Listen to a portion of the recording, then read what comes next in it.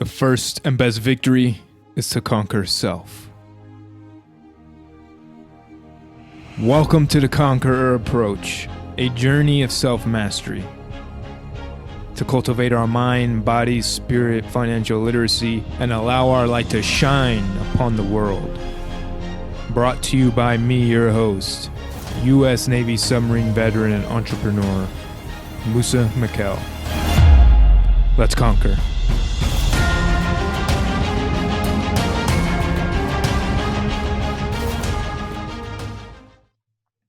All right. Thank you, Zoe. I appreciate you so much for coming on the Conqueror Approach today. Before we get started, if we can just have you kind of give a little background about who you are, where you're at, and a little bit of what you have going on for you right now in the health industry. I would love to. Thank you so much for having me. I'm stoked to be here. So yeah, I'm in the health industry. For lack of a better word, I am a health coach, but that is just like, that's a word. There's so much more that I do. But I'll give you a little bit about my background and what got me here. So I've never been one to follow that traditional path. Even starting at 16, I left high school, which was like, wow, this is like a better way. I started in community college, but then realized fast, like I didn't know what I wanted to study. So I moved to Mexico when I turned 18. I was like, I don't know what I'm doing here, but I'm buying a one-way ticket and I'm going and I'm just figuring stuff out. So that spiraled me into 3 years of world travel all over the place. I was like, sure, I'll go there. Yeah, let's go there. Why not? Like, I just never said no. And what sounds like a dream, and it really, really was a dream, was also my first like nightmare experience of having issues with my weight. And I would like be like, oh, I've got this trip, so I'm going to get super fit. And I would, it'd be fine. But then I'd get to where I was going, and these would be like open-ended travels. Like I bought one-way tickets everywhere I went. And I would just kind of like lay on the beach and eat whatever and party a little too much and put on the weight. And then I'd want to go home, or it'd be time to go home, and I wouldn't want to go home. So I'd be like, oh, like now you, like, I don't look like I looked like when I left. And I just never understood. So then I'd get myself back in shape and I go on another trip. And 3 years I did this repeatedly, not understanding how to manage and like just maintain what I had achieved every single time. So eventually when I got settled again after my trips, I was like, okay, fitness needs to be in my life, you know, and can't lose it every time. I need to stay healthy and just keep this path, which eventually led me to being a trainer and like started this lifestyle.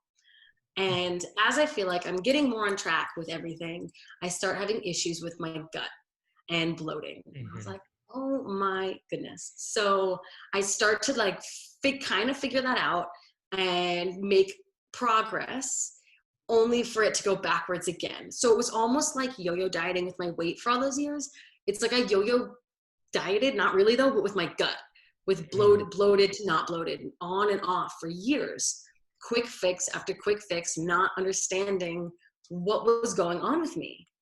And so that turned into just a nightmare of visiting doctors and taking tests only to be told like, you're totally fine. There's nothing wrong. I was like, but there is. And I know there is. So it was really hard to keep motivated to figuring out what was going on, but I did. I managed to keep going and self-study and just keep studying and studying. And I kind of developed like an obsession. And I found myself studying like articles I didn't even think I was smart enough to read. I was like, well, what am I reading? Like, I don't know what's going on, but I'm obsessed. And like, honestly, I started even like writing, like, I don't really know if it's like a paper at one point, but I started like just like writing thoughts and paragraphs. I was like, what is this for? You know, I didn't even know, but I just knew I needed to like get this in here and then get it out there. And so long story short, I figured out what's going on with me. And so that obsession turned into a mission to like figure out what's happening and resolve this from the bottom, you know, not just these quick fixes. And that became a mission to help other people realize that they're not stuck and they can feel better. So that's more of where I'm at now, is helping people in their, you know, not only their weight loss journey, because that's how it started, but people with their gut and their bloating and their discomfort in that area. That's awesome. And you touched up on a couple of great things. Like you were going to these doctors and you knew something was wrong intuitively, but they persisted saying you're okay. Mhm. And it's like you're the only one that really knows how you feel. So I'm glad you were honest with yourself. What did you discover on what was giving you all those issues with your gut?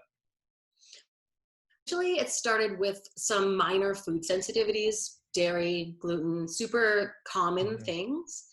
And then it evolved, and it's a couple different things. So I have been on multiple rounds of antibiotics. Like in 6 months, I was on 3 rounds of antibiotics. So I had an ankle surgery and then a couple of infections. So that's going to wipe out all sorts of bacteria. And in years prior, like, in my years past, I've also been on other rounds of antibiotics for other random things. So that was definitely a big thing, is just getting my gut back in order from those. But then stress was Mm. like a major missing link that I didn't really know, didn't know for a long time. And for those who don't really understand like the negative aspects of antibiotics, can you elaborate on why that has a detrimental effect to our gut health? So we have all sorts of little gut bugs inside of us. Some are good, some are bad. We need both, but we don't want to have too many of the bad ones, of course. Mhm. And so an antibiotic is going to wipe out all sorts of bacteria. It's going to get rid of good and bad bacteria. Mhm. So the more you're on, the more that's going to get wiped out. The more varieties of antibiotics you're on, it's just going to kill even more. And if you're not fixing that, you're just going to be hurt. You don't have the bacteria that you need inside of you. Gotcha. What did you do to bounce back from those rounds of antibiotics? Because 3 rounds of antibiotics sounds like your gut took a heavy toll on Yeah. that. What was like the recovery process for your gut? So, well, let's back up a little bit before that and talk about because this is kind of important that ties in, and Hmm. talk about what my diet was like. Because, like, I Yeah. eat healthy, right? Like, I'm eating chicken and green beans and like super healthy food. But here's the Hmm. deal, I was only eating 6 things Mm. for a very, very, very long time, because these were like the magical 6 things that didn't bloat me.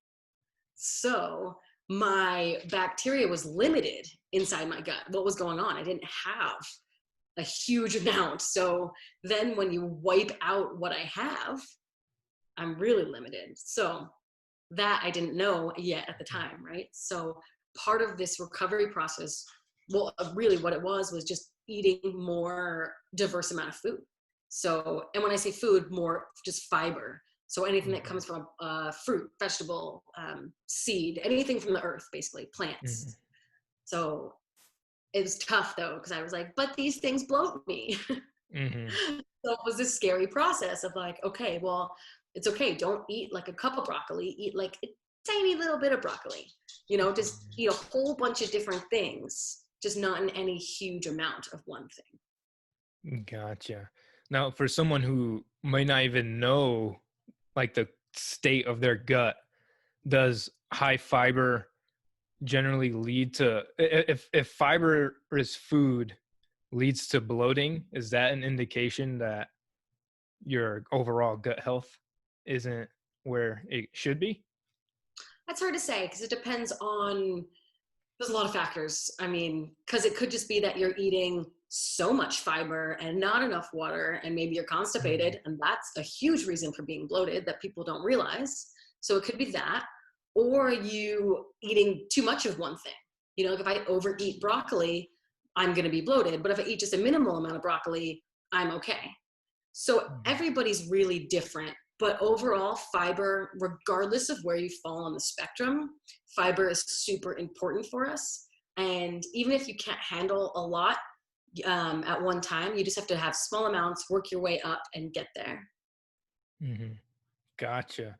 And I know fiber from my studies because just like you, I became obsessed with nutrition just because its effects on the human body and how those foods from Earth really helps us thrive versus all the made up food that we created. and processed.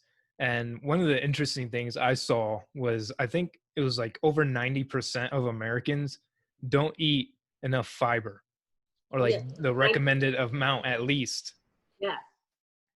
So Totally. it's just like mind blowing that for me, I look at it as like nature provided everything we needed, Yep. and we just don't eat it because whatever whatever story we tell ourselves about what it is.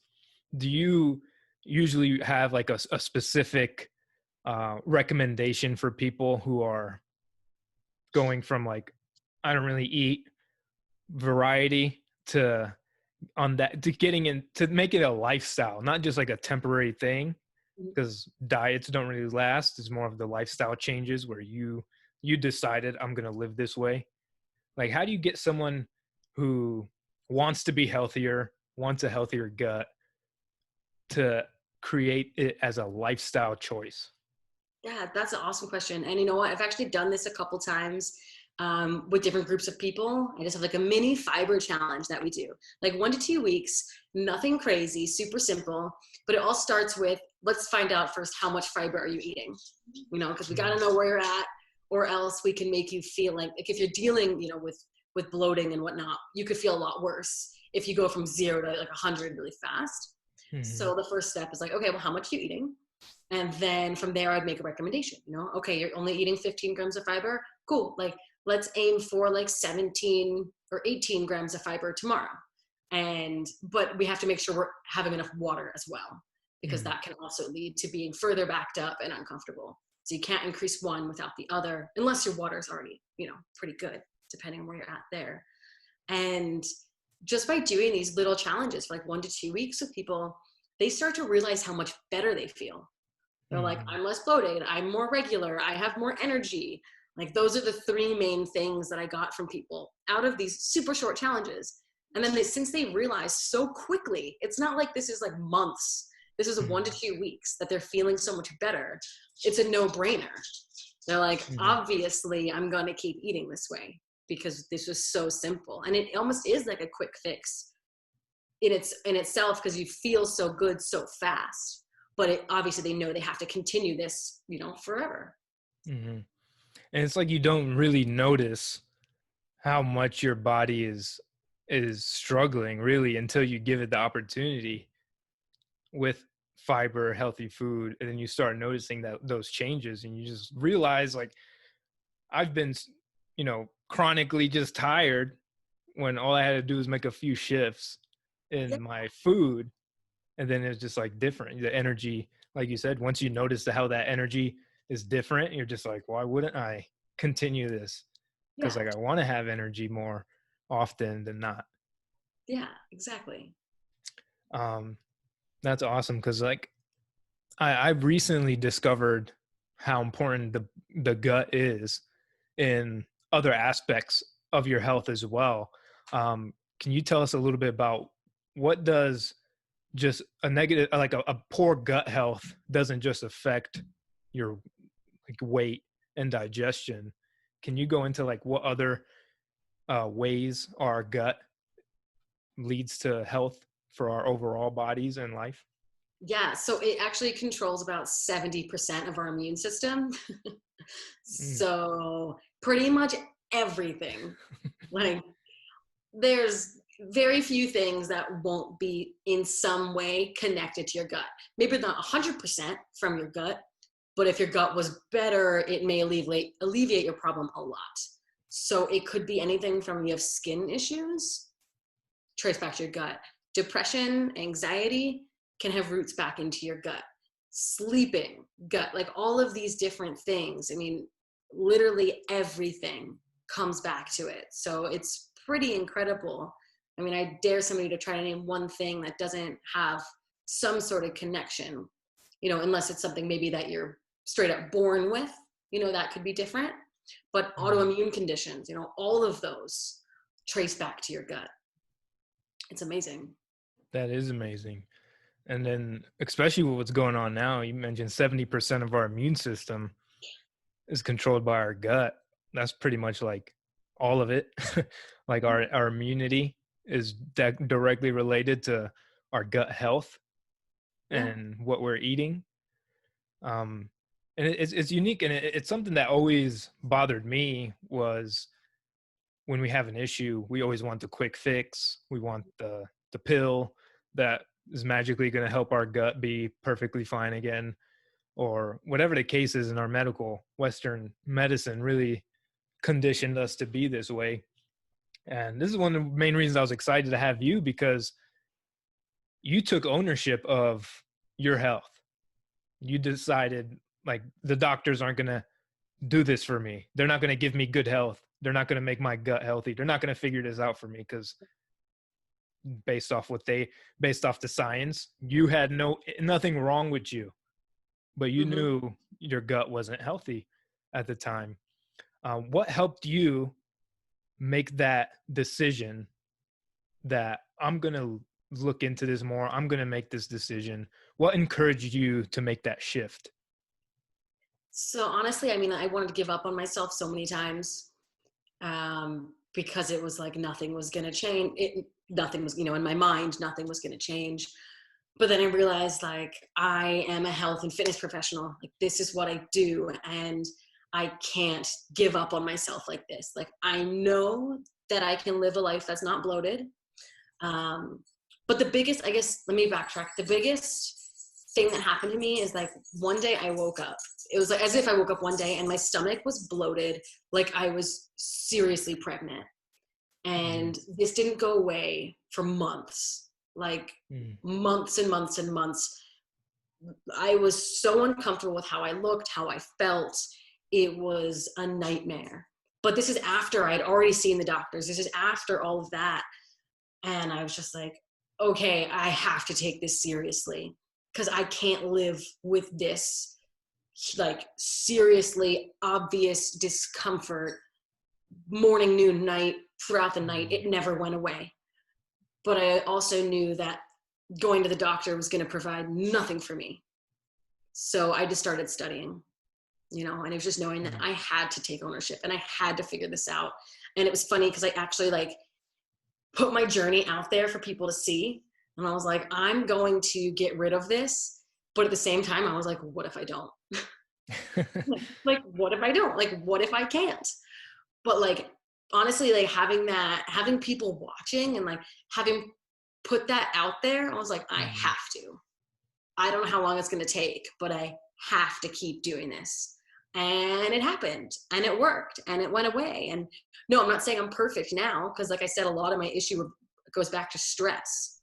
Mhm. So you can see a direct relation of when I'm stressed, my digestion goes down, and that's probably going to be that way forever, because we can get into the science of why that is later.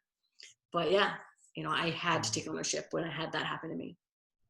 That's awesome. And I try to encourage people like that as well. Just like, once it becomes a must, like, you can do it, but it has to be, and, like, you have to believe it's like, I have to change this. And it's, from what I've seen when it comes to health or problems like that in your gut, it's so easy for people to just say, I have, I'm just this way. Mhm. This is my body.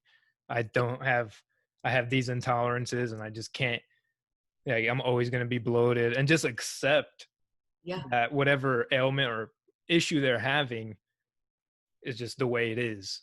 And it will be, if that's the way you think about Mm. it. The more you tell yourself you're, like, identifying as this person, that's the person that you're going to be. You have to be open to the fact that, like, because your mindset is huge. There's the gut brain connection, and it's massive. And if you keep saying, like, you're going to be bloated forever, you're going to be sick forever, you're going to be fat forever, I don't know, whatever it is that you say you're going to be, you're probably going to be that way until you make that shift in your mindset where you're like, I can change this. I'm not going to be this, have this, deal with this, whatever it is that you face. This goes for anything, guys, like anything in the world, broke, like homeless, like wherever you're at. If you identify like that, like, yeah, that's you. That's what you're going to be until you start to Mhm. see yourself as anybody else or you in a different way. Mhm. But so, what if your parents had the same health issue, and your grandparents had the same issue, and their parents had the same issue? wouldn't that just mean I'm going to have the same issue? If you think that way. So 80% of disease and issues are not genetic. They are lifestyle factors, So there's only 20% of things that, yeah, that's just the way it's going to be. But 80% is a huge number. And if you think about, okay, what is it that I have that maybe my entire lineage has or had? Is it in the 80% or is it in the 20%? And if it's in the 80%, you don't have to be stuck with it. But it's easy to fall victim because you see everybody behind you that has fallen victim to it. But that doesn't mean that has to be you. It's just, sorry to be blunt, but you're just too comfortable stuck in the way that you are. So you're too comfortable opting into this, sorry, it's my talk, opting into this, whatever it is that you're in, and being like, woe is me. And everybody's been obese before me, so I'm going to be obese too. Or everybody, whatever, has been broke, so I'm going to be broke. But there's plenty of stories that show otherwise. You're not stuck like that. That's only if you decide you are. Absolutely. You said that perfectly, because it really is, I believe, just, it's a decision. It's a mindset towards it. And like you exemplified, you decided it's a must for me to change. So I'm going to figure it out. I'm going to read, I'm going to study, I'm going to figure out, because I don't want to live this way. And it's similar to me. I have a lot of family members who had heart disease, heart attack, diabetes, all these things. And I decided I'm not going to go down that. I'm going to do whatever I can to prevent that, and not just say, oh, it runs in my family, I'm going to have it eventually. Like, I'm not, unless there's something completely out of my control. I have no way of preventing. Like, I'm going to do everything I can consciously. So this conversation, I hope, helps people realize how much power they actually have and how much control over their health and their body. When you were just getting started in educating yourself, what were some of the resources that you used to get that education? Because I feel like it's not until someone knows that they have the control, they have the power, they can change their entire body by changing what they put in their mouth and moving their body, or whatever the case is. Was there like a resource that you went to that showed you a lot and helped you grow as a health professional? Yeah, so I've done my nutrition coaching certificate through the Nutritional Coaching Institute, NCI, and they also have a gut health course. So I took their gut health course, and that was my very first, like, opening my eyes to, like, okay, like, there's all these other possibilities, right? So that was the gateway. And from there, I just would find rabbit holes and be like, I would just pull this and be like, oh, what's this? And then what's that? And just do all this research online. And then it turned to podcasts. So I was like, I have a handful, the Gut Health Gurus, amazing podcasts, Love and Guts, amazing podcasts. Like, those are the top two in my mind for gut health that I would start looking at and listening to. And then I would hear somebody on their podcast, and then I would travel there and I'd look over there. So yeah, those are the biggest things that got me going, was just like my self-study, after the gut health course, my self-study, and then podcasts, and then just rabbit holes everywhere. That's awesome. I'm definitely going to check out those podcasts, because I believe food is what our health is really dependent on. And medicine is food in my world, my views. And the only way that works is it has to go through your gut. And then your gut does all the magic to really make it happen, make it possible for you to heal. Is there anything like specifically for, let's say, pain, that people have, like chronic pain or what they believe to be chronic pain? Does that really tie into what you're eating directly as well? Totally. So what we eat, that can be providing a source of inflammation in our body. So the more Mm. processed, processed foods we eat, sugary foods we eat, just like not even real food, So all of that can just contribute to inflammation, which is going to contribute to pain. So we just got to Mm. see it like that. But then the more like unprocessed whole versions of food we eat, they can be anti-inflammatory. So they can help bring down the inflammation, help bring down your pain. But yeah, it all directly goes right back to what are you eating? If you're Mm. eating highly inflammatory foods, you're going to be inflamed and in pain. Gotcha. Now, is there certain things that inflame you more than other things, Yeah, like certain definitely. foods? Yeah, so dairy and gluten, they definitely inflame me and make me bloated. Um, I have found nothing, luckily, that causes me direct pain, but Mm. there are plenty of people that maybe eat gluten and they get more joint pain, right? That's a common thing to be eating things and to have pains in your body. I'm fortunate that I don't experience that. However, if I eat sugar, my skin breaks out. So it's inflammation in my skin. While that's not painful, physically, it's visibly painful. Like I can see it. Um, and for a long time, I tried to figure out what was happening with my skin. I was like, I never had issues as a teenager, random pimple here and there. I hit 24 and like things changed. And then eventually I did this, challenge for a month and I didn't eat any sugar as part of it. And I was like, wow, my skin has gotten better. And then I ate some sugar again and I was like, wow, my skin's not good. And I've done this experiment with myself numerous times. And every time it results in my skin acting up. But when I say sugar, I don't mean like natural sugar. Mhm. I can eat all the fruit in the world and I'm great. It's the processed sugar, all of those things. That's what's going to give me an issue. So Mhm. people don't realize it. It's all due to what I'm eating, or drinking. It could be in your drinks as well. That's awesome. Do you have like a certain amount of where processed sugar is okay, or a recommended amount for people who struggle with like sugar addictions and cravings? I don't have a certain amount, but there are so many alternatives to sugar once you start exploring that realm. So you can totally get off of sugar entirely, switch to other natural versions, and slowly, like obviously Mhm. don't just be like cut it all out today and then just switch tomorrow. Like take your time, like slowly reduce what you're eating and just slowly start incorporating other things. But no, I haven't actually tried a personal experiment for like, is it one M&M that breaks me out, or is it like, I don't know. Mhm. Because there'll be the time where I'll like indulge and think, oh my God, it's going to be so bad. And it's not that bad.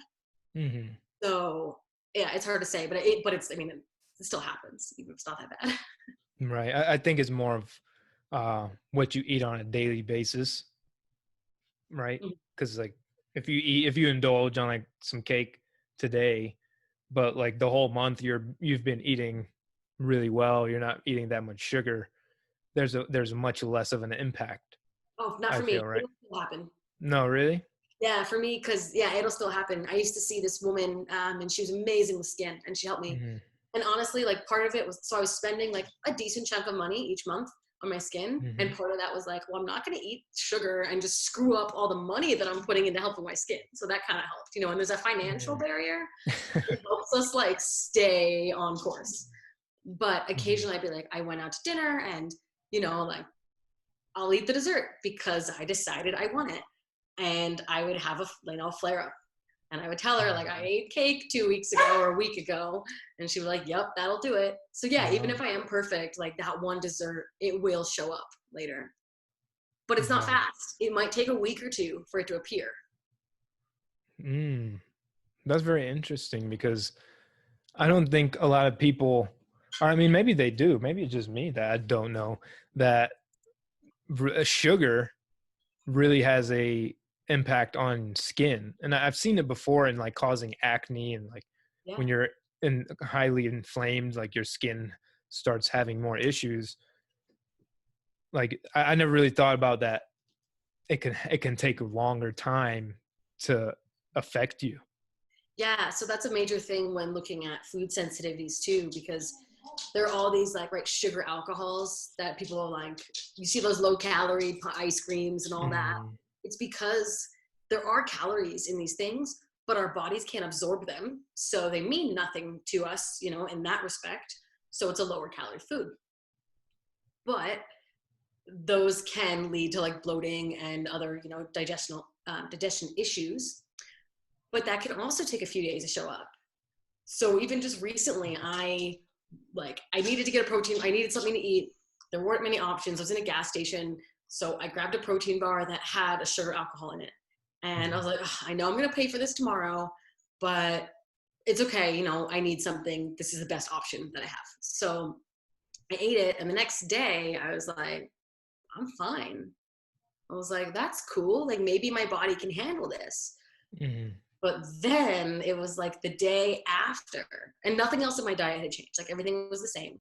The day after, I was like crampy, like somebody was stabbing me with knives. It was highly uncomfortable. And it was directly related to that protein bar that I ate 2 days prior. But it's because I'm aware of these things that I'm realizing what's going on. You know, I'm not eating a whole bunch of different things. You know, I was able to narrow it down. Like that's the only thing I changed. It's been 2 days. It was the protein bar. Gotcha. That's huge. Your awareness on your food and your body. Because I feel like a lot of us would probably just be like, oh, I don't know what's going on. Let me take like some pain pills or whatever. You know, what can I do to fix this problem right now? Instead of like thinking about it deeper. What's the root? Like what caused it? Why did this happen in the first place? Versus let me just try to get rid of it and mask it or whatever the case is. Yeah, you got to get to that root. Yeah, that's a huge thing. I feel I think it's a shift of reframing what's going on. Like if you have a problem, are you just trying to resolve it right now? Or are you taking the time to say like what caused this? Like why am I feeling this way? Why am I experiencing this way? And that helps the awareness piece. Do you still have struggles with maintaining your habits, or is at this point it's just like automatic? You know what you're eating all the time. You're eating healthy. You're eating right. You feel good. Or is there still like constant resistance? Not so much. It's pretty easy. I've pretty much always been a healthy eater. You know, when I was even when I was traveling, like I wasn't eating necessarily terribly. I was just eating too much when I was gaining weight back in the day. But now it's pretty easy. Like I have, you know, I eat a lot of vegetables. I eat fresh everything, you know, fruit, vegetables, meat. I don't buy a lot of things that are in packages. And my only downfall are like the occasional, like when I want to indulge in that cookie or whatever it is, you know, but it's okay because I know like I'm going to eat this and my skin might not like me, you know, in a little bit. And that's okay because now I'm empowered to make that decision and know that like, okay, you know, like I ate this dessert and I'm going to be bloated, but that was my choice. I'm not just like constantly bloated and not knowing why. But yeah, so it's pretty simple for me to keep it all together. But yeah, just like anybody else, I'm going to want to have that indulgence every now and then. Okay. I think that's great because I know it for when it comes to food and just lifestyle changes, it's very difficult to get it started or developing those habits. But, you know, that if anyone just heard you say that it's not that difficult for you now, like there is a point where it becomes easier, right? The beginning, we just attach how much resistance we're going to have or how hard it's going to be. But you just proved over time, like it's not that difficult for you to make those decisions anymore. Yeah. And it's, you know, for somebody who's listening, who is maybe just starting out with this, go slowly, you know, like drastic changes overnight. That's not the way you're going to sustain this. Make small, like inventory. What are you eating? What are you drinking? Like inventory that for like 2 to 3 weeks, write every single thing down. And honestly, like I'm not even saying like pay attention to necessarily like the calories or anything like that. Let's just look at purely what are you consuming? And now let's see, like, what are you consuming all the time? Like a little bit excessively. Is it that you eat too many baked goods? Are you eating like pasta 4 nights a week? You know, where are these things that are just like, oh my God, we're going a little bit nuts with this item, whatever it might be. And those are the things we're like, okay, let's work on rating those in. You know, is your pasta like on this huge plate? Okay, well, how about we get it on a smaller plate? You're still having it 4 times a week, sure, but you just dramatically reduce the size of your pasta.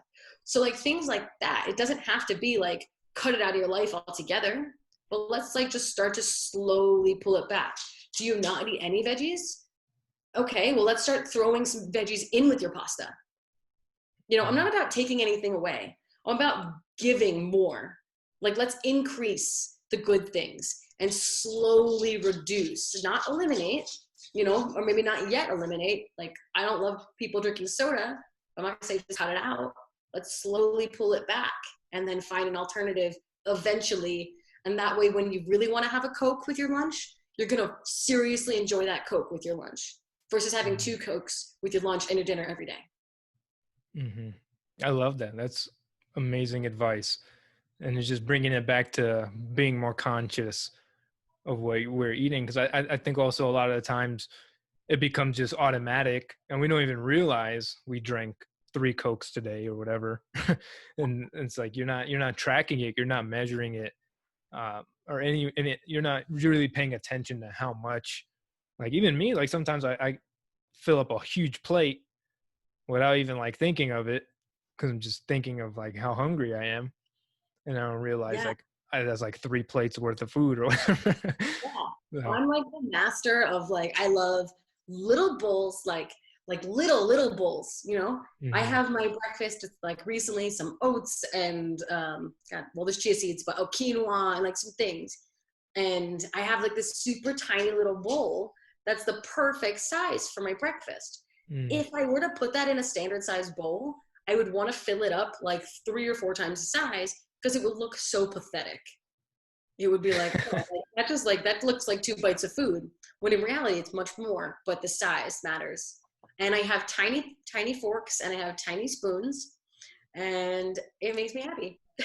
No, that's awesome. That's I think that's a great little shift someone can do. Just change their what they're eating with and what they're eating on, because that's something I noticed visiting Japan a lot. They have a lot smaller portions. They're generally a healthier population, like Japanese culture. They live longer, they have less disease, and they just eat better. And a lot of it is like they don't have the large portions that we eat. Like they don't even have like a large soda at any fast food establishment. Like they don't have these big ginormous, oh, you can eat plates, and like they all eat on those tiny plates, little things. And it's just like we laughed at it then. Like they're like, you buy soda and it's like this big or whatever. And it's just like, no, they actually know that you shouldn't have that much of this stuff. And they just have a different culture, and it's beautiful. You just reminded me of that by saying you eat at a little bowl. I love it. They're so cute. No, that's awesome. Random question before we wrap things up. And I think all your advice is amazing. Get started small, make those small adjustments. Do you have a favorite book around the subject? So I do, okay. Or I don't don't know. you don't read? I do read. Oh. No, I do. I love to read. And it's funny that you ask, because I just started to reread a book I read at least 10 years ago. I was just at my parents' house, and my best friend was over, and she commented on this book, and it's called French Women Don't Get Fat. And I'm not saying this is my favorite book. I'll tell you what it's about in a minute. No. But it came back into my life, and I was like, I need to reread this book. It's been a long time. And so it's talking about a lot of what I just mentioned. And so, but the whole thing is like, you see these French women, and they're like, they eat and they drink wine and like they indulge. And it's like, why are none of them overweight? Why are they all so slim? What's going on when they're clearly not starving themselves? You know, they're enjoying life and having their wine, but it's like, we live like that, or so people think, but we're just like getting bigger and bigger by the day. Mhm. And so this book talks about like how to change things up easily for yourself and make these small changes and to make it a lifestyle. And it's really, really cool. And it's a lot of the same stuff that I just spoke on. So just because that's what I'm reading right now, I was like, let me just had to put that one out there for people. So French Women Don't Get Fat. And it's, I'm probably about halfway through now. I'm reading it for like 2 days again. But it's a great book, especially if you have yet to start your journey to becoming healthier, or you're just like a little bit lost, maybe you've already been on your health journey, but you've been very regimented in like calorie counting and like this, that, and the other. And you're just like, this isn't working. I need something that's a little less like regimented, check it out. It's a great book. No, thank you. I'm definitely going to check it out. And I understand that because like there's so much information and there's so much information that contradicts each other and so much things. So I could see how it's very overwhelming for someone on this journey of just losing weight, getting healthier.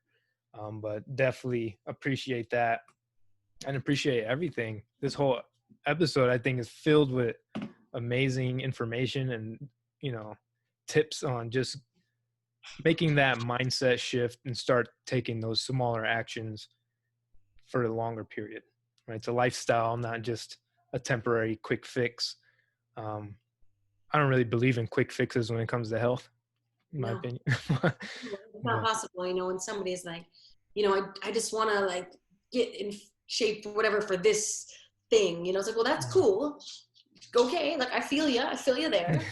But what about what happens after? Because like, I can tell you, I lived that for 3 years where I just wanted to get in shape for this one thing. And then it was this like up and down, for forever. And that's cool. Like I didn't know any better. So like, I just worked with what I knew. But it's like, that's why I tell people, like, we got to have a game plan. Like what comes after that? Like there has to be a next step. So all diets fail because they leave you in the deep end.